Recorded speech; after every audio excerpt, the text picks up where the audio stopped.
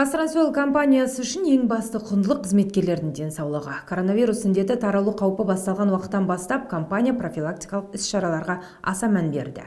Әлі күнге дейін өндірістік нысандарда, әкімшілік ғимараттарда, вахталық елді мекендерде, асханаларда, барлық мұнай айдау станцияларында, тасымал көліктерінде дезинфекциялық жұмыстар күшейтілген режиммен жүргізіліп жатыр. Орталық аппаратта әр сенбі сайын жыл аяғына дейін кеңсе ғимаратты дезинфекциялау жұмысы қолға алынды. Тұтастай барлық ғимарат химиялық өңдеуден өткеннен кейін барлық кабинет желдетіліп тазартылады. Залалсыздандыру жұмыстары санитарлық талаптарға сай жүргізіледі дейді мамандар. Атап айту керек, бүгінде компания бойынша профилактикалық іс-шаралар қатаң сақталуда. В целях проведения мероприятий по нераспространению коронавирусной инфекции. Коронавирус індетін алдын алу мақсатында біздің компания барлық санитарлық талаптарға сай профилактикалық іс-шараларды қатаң ұстанады. Әкімшілік, өндірістік ғимараттар, вахталық елді мекендер, тасымал автобустары барлығы талаптарға сай тазаланып, дезинфекцияланып отырады. Залалсыздану мақсатында барлық жерге антисанитайзерлер орнатылды. Барлық басқармаға дезинфекциялауға қажетті заттар дер кезінде жеткізілді.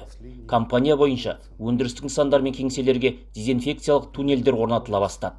Бетперде кию мен ара қашықтықты сақтау сияқты қағидалар қатаң сақталуда.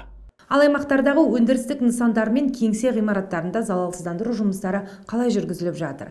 Павлодар мұнай құбыры басқармасындағы дезинфекциялық жұмысқа Бейбіт Бөжен қатысып қайтты. Карантин режимі енгізілгеннен бері басқармадағы дезинфекциялау шаралары ешқашан толастаған емес. Әкімшілік ғимараттар мен өндірістік нысандар ұдайы залалсыздандырылады. Мамандардың жеке тазалық заттармен қамтамасыз етілуі басты назарда. Жұмыс кабинеттері тұрақты түрде желдетіліп, дәліздер мен баспалдақ алаңдары да химиялық өңдеуден өткізіледі. Ғимараттардың ішімен қатар сыртқы аумағына да санитарлық шаралар жүргізілетінін айта кеткен ләзім.